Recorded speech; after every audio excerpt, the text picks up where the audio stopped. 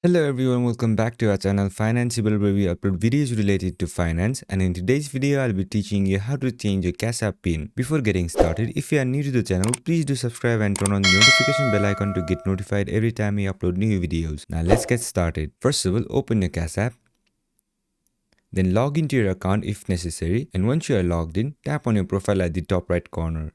Once you get to this section, scroll a bit down, then you will see this option security and privacy. Tap on it. Then you will see security lock turned on. Now to change your cash pin, all you have to do is tap on this button.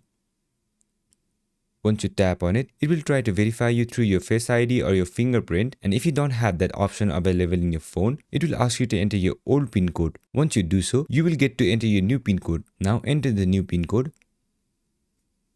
Then to confirm it, you'll have to re-enter the pin code once again. And after that, your pin will be changed. So this is how you do it. I hope this video was helpful, and if it was, don't forget to leave a like, comment and subscribe, and turn on the notification bell icon to get notified every time we upload new videos. I'll catch you on the next one.